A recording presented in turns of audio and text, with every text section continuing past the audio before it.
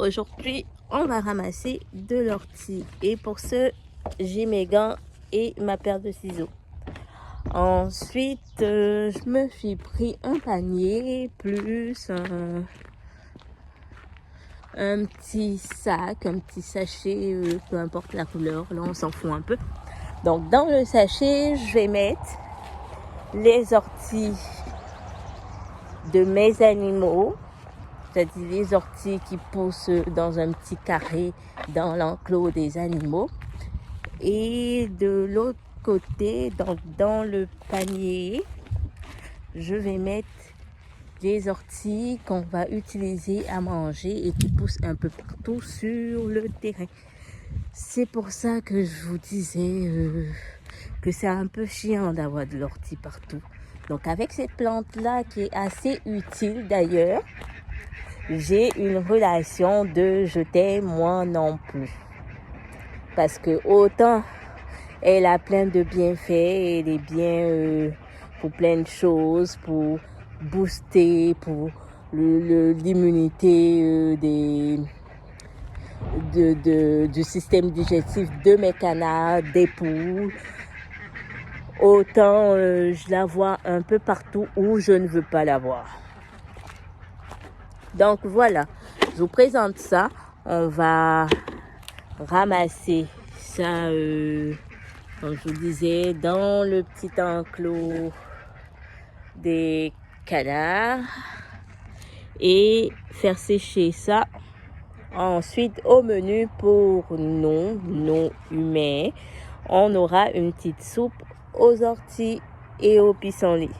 Parce qu'aussi, il y a plein de pissenlits qui poussent et ça serait dommage de les laisser là.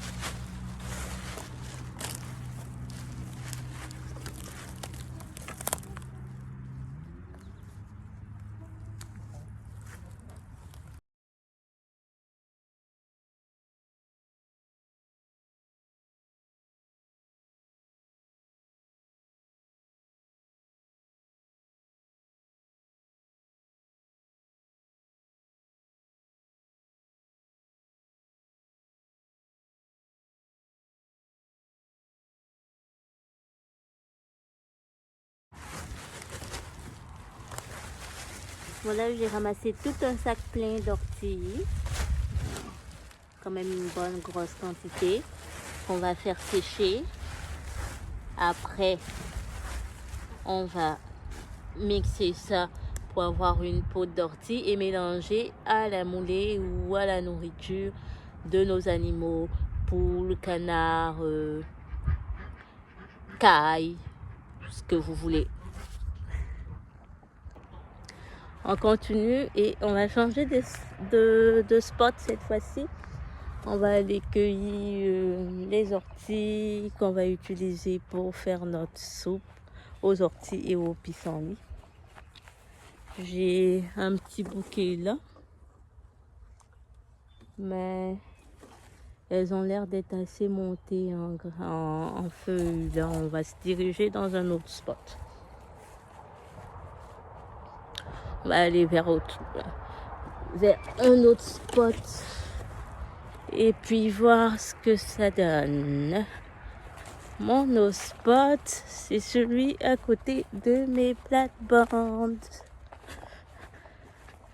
Et là, on va profiter pour cueillir quelques feuilles de pissenlit à mettre aussi dans notre soupe. Ça sera une très belle soupe nourricière. Donc, coupez pas, restez avec moi. Je vous montre comment faire cette soupe-là, rien qu'après la cueillette. Pour cueillir nos orties, pour faire notre soupe, on ne veut pas les grandes feuilles, on veut juste les nouvelles pousses, donc juste le top. Et il faut juste couper les 4 dernières, comme ça. c'est elles qu'on va utiliser pour la soupe. Elles seront moins amères. Une chose aussi, c'est bourré de, de fourmis. Donc faites attention.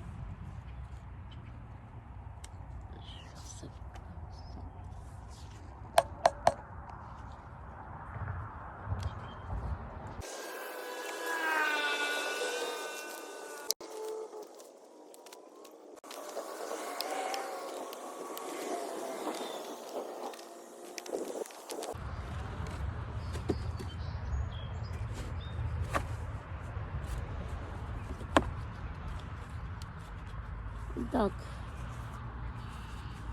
c'est très bon.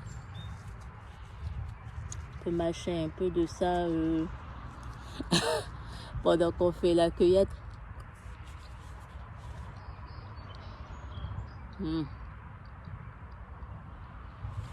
C'est parfait. Maintenant, on va cueillir quelques feuilles de pissenlit ajoutées à ça.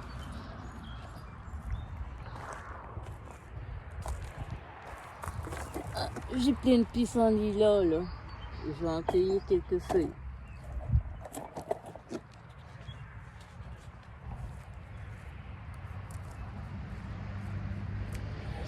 Que c'est juste les feuilles de pissenlit que je prends et non autre chose. Parce que tout pousse tellement ensemble dans le même coin que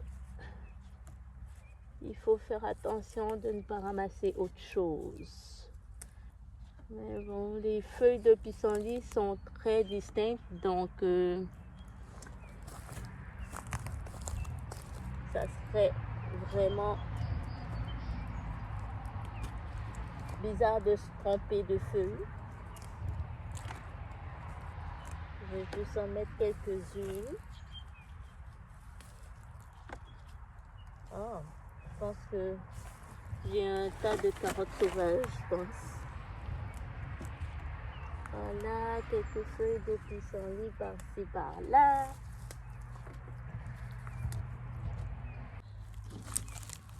Voilà. Je pense que c'est tout. On va passer... Non, je vais ramasser encore quelques feuilles de pissenlit.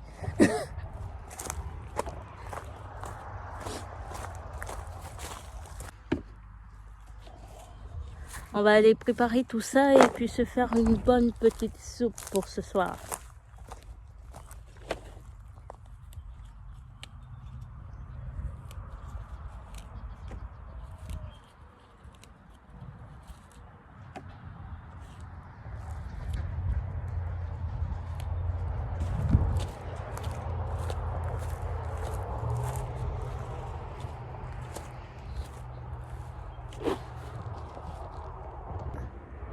Ok, là on va essayer de se constituer quelques petits bouquets de feuilles d'ortie qu'on va attacher ensemble. Présentement,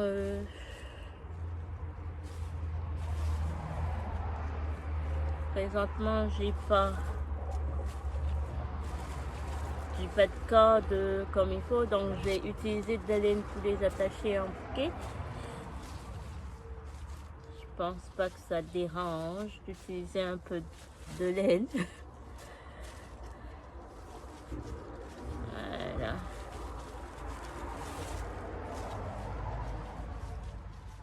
On va se faire un petit bouquet.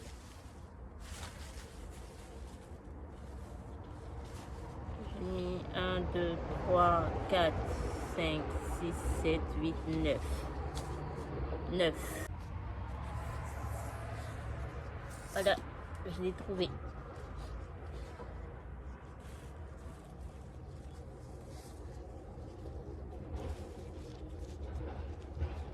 Je vais l'attacher.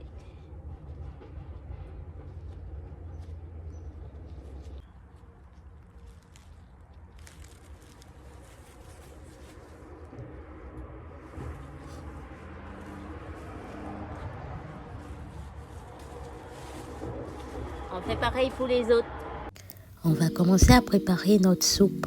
Pour ça, il nous faut 2 pommes de terre ou 3, un oignon, 2 gousses d'ail ou 3 gousses d'ail. Moi, j'y ajoute un peu de brocoli, donc un arbre de brocoli, un pied de brocoli. Et ensuite, il va falloir nettoyer nos feuilles d'ortie. Pour ça, je nettoie les miennes avec un peu de vinaigre et de l'eau. On brasse un peu, on laisse reposer autour pour que s'il y a quelques grains de sable, s'il y a quelques petites fourmis qui sont cachées à l'intérieur, elles ont le temps de se poser dans le bas de la cuvette.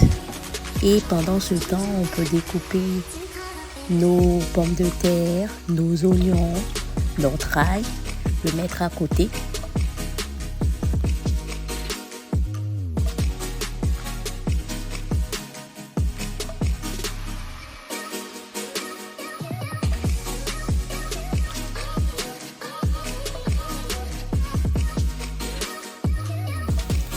Là, tout ce que je fais juste couper les différentes queues de feuilles.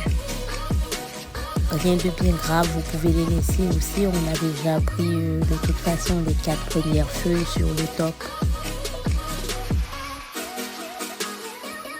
On vide l'eau qu'il y a à l'intérieur et on garde les orties de côté.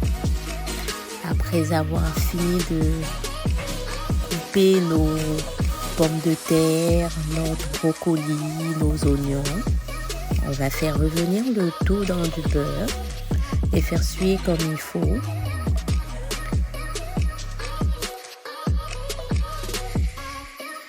Quand le tout a bien fini de suer, on met de l'eau dans un chaudron et on va faire bouillir nos pommes de terre.